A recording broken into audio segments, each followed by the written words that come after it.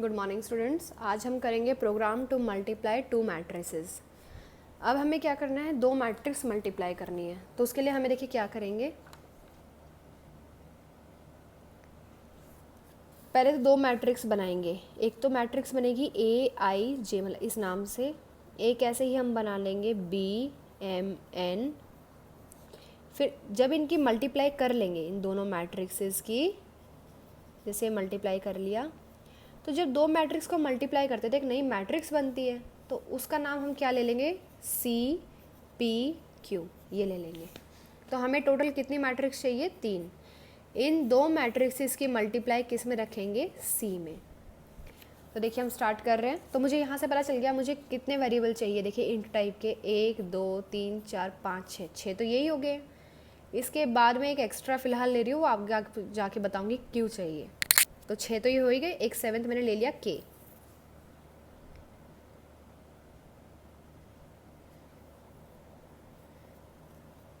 तो अब देखिए यहाँ पे मैंने वेरिएबल बनाए, फिर मैंने मैट्रिक्सेस बनाई 3। ये मैक्सिमम, इसका मतलब होता है मैक्सिमम लेना। ज़रूरी नहीं है आप 10 की 10 ही भरो, आप मैक्सिमम इतना ले सकते हो, ज़्यादा से ज़्यादा। तो इसलिए इसने क्या किया है, फ्लोट की टाइप की 3 मैट्रिसेस बना दी। एक तो ए जिसमें रो कितनी है 10 कॉलम 10, बी मैट्रिक्स जिसकी रो 10 कॉलम 10, सी मैट्रिक्स जिसमें रो 10 कॉलम 10। इसका मतलब क्या होता है कि जैसे ही आपने ये लिखा तो आपको कंप्यूटर में ऐसे एक मैट्रिक्स का स्पेस मिल जाएगा 10 क्रॉस 10 का। अब उसमें आपकी मर्ज़ी, आप कितना भी यूज़ करो, लेकिन मैक्सिमम आप कितना कर सकते हो, 10 क्रॉस 10 का। फिर क्लियर स्क्रीन लगाया। फिर अब हमें मैट्रिसेस तो बना ली, लेकिन अब इसे भरना भी तो है, खाली है सारी। तो भरने के लिए मैंने आपको हमेशा बताया है कि मैट्रिसेस को भरना हो या फिर प्रिंट करना हो, किससे होंगी, फॉर लूप से। तो सबसे पहले लेकिन अब हमें ऑर्डर पूछना है। ऑर्डर में क्यों पूछ रही हूँ, आप कहोगे कि हमने तो ऑर्डर ले लिया है 10 क्रॉस 10। नहीं, ये मैक्सिमम है। मैं चाहती हूँ कि आप अपना ऑर्डर बताओ। मैंने एक मैक्सिमम वैल्यू बोल दी है कि आप 10 क्रॉस 10 की मैट्रिक्स मैक्सिमम से मैक्सिमम बना सकते हैं, बट आपकी चॉइस, आप 2 क्रॉस 2 ले लो, 3 क्रॉस 3 ले लो। तो इसलिए मैंने ऑर्डर पूछा है। Enter order of first matrices, कि मतलब जो फर्स्ट मैट्रिक्स है उसका ऑर्डर बताओ। तो आपको वहाँ पे क्या आएगा, आप 2 वैल्यू लिखोगे, क्योंकि रो लिखोगे कॉलम भी। तो एम के अंदर मैं चाहती हूँ रो चली जाए, एन के अंदर कॉलम चला जाए। ऐसे ही अब मैं चाहती हूँ आप सेकंड ऑर्डर, जो सेकंड मैट्रिक्स है उसका ऑर्डर बताओ। तो फिर आप 2 नंबर लिखोगे। फिर मैं चाहती हूँ कि पहला वाला तो चला जाए पी में, दूसरे वाला क्यू में। अब आपको याद होगा 2 मैट्रिसेस कब मल्टीप्लाई होती थी, अगर पहली वाली ए है, आपने उसमें डाला है एम क्रॉस एन। फिर मल्टीप्लाई की दूसरी मैट्रिक्स बी जिसका ऑर्डर क्या है, पी क्रॉस क्यू। तो 2 मैट्रिक्स कब मल्टीप्लाई हो सकती है, कब कंफर्मेबल होती है, जब पहले का कॉलम दूसरे की रो के इक्वल होता है, तभी होती है ना 2 मैट्रिसेस। तो अगर हमारा ऐसा है ही नहीं केस, मल्टीप्लाई मतलब ये दोनों इक्वल ही नहीं है, तो हम आगे का क्यों करें काम, लास्ट में मल्टीप्लाई करें और फिर आंसर भी बता दें, तो ये तो गलत हो जाएगा। तो हम पहले ही चेक कर लेते हैं क्या इसका कॉलम इसकी रो के इक्वल है। तो मैंने चेक कर लिया, देखो यहाँ पे, if n is not equal to p, अगर n p के इक्वल नहीं है तो मैट्रिक्स मल्टीप्लाई नहीं हो सकती है। तो मैंने लिख दिया अगर ऐसा है कि ये इसके इक्वल नहीं है तो प्रिंट कर दो, स्क्रीन पे लिखा आ जाएगा matrix multiplication is not possible, कि मैट्रिक्स की मल्टीप्लिकेशन नहीं हो सकती है क्योंकि आपने गलत डाल दिया, ये दोनों मैच नहीं कर रहे हैं।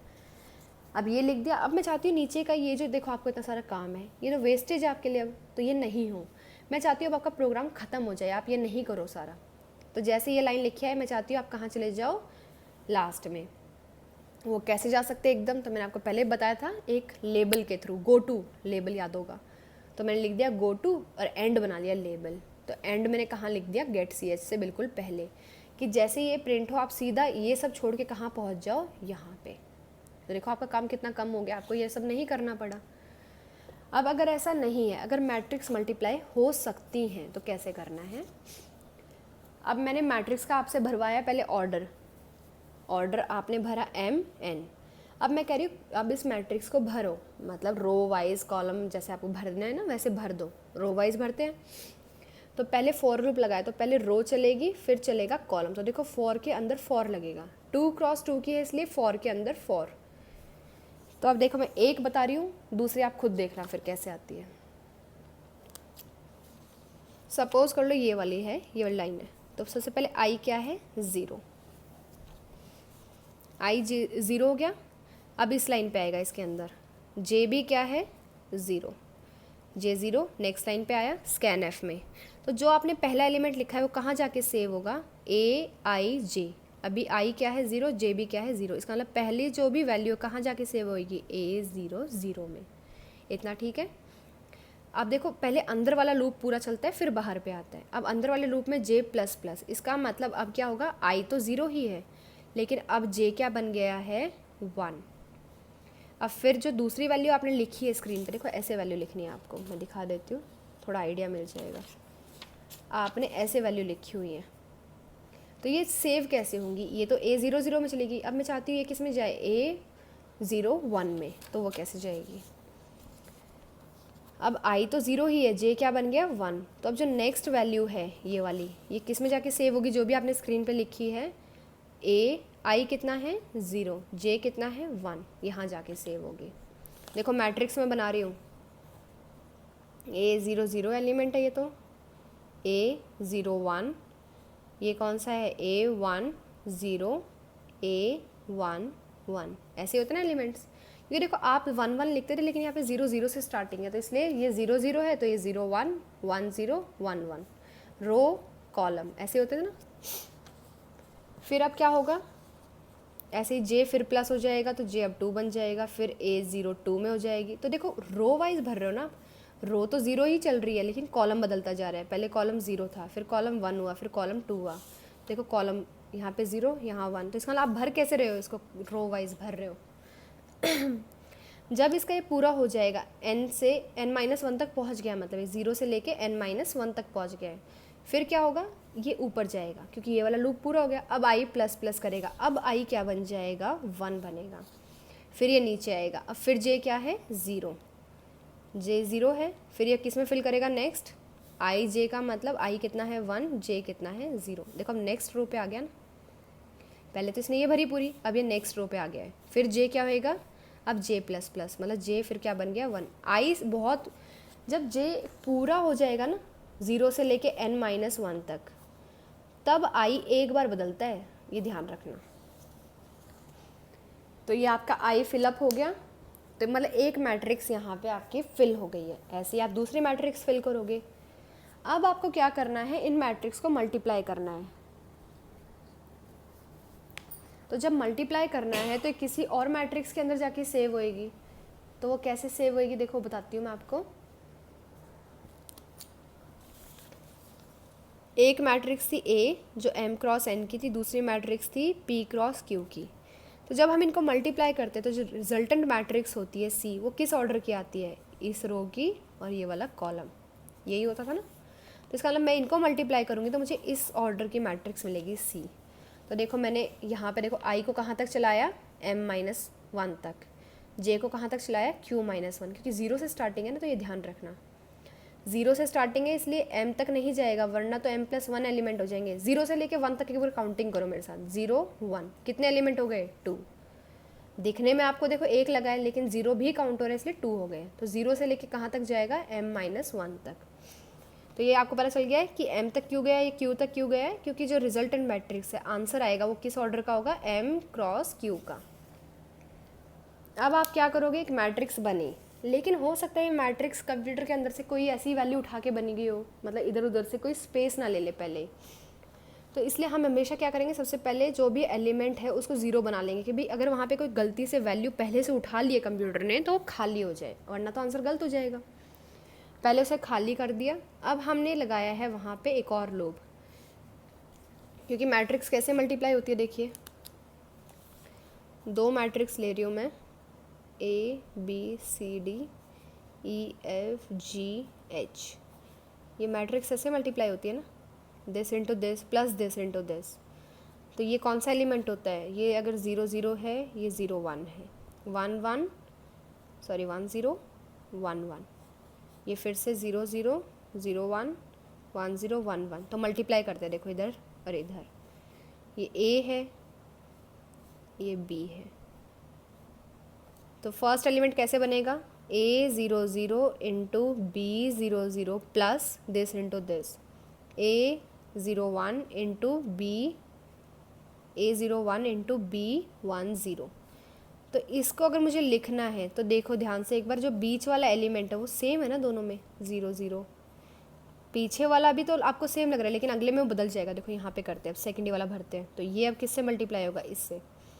तो A0 0 into B0 1 plus A0 1 into B1 1। तो देखो बीच वाला फिर एलिमेंट सेम है ना, ये वाला। पीछे और आगे वाले बदले हुए, लेकिन ये दोनों सेम है। तो इसके लिए मैं क्या यूज़ कर रही हूँ, तीसरा लूप यूज़ कर रही हूँ, वो क्या है, K है। K कहाँ तक जाएगा, N तक जाएगा। तो उसको देखो मैंने यहाँ यूज़ किया है K।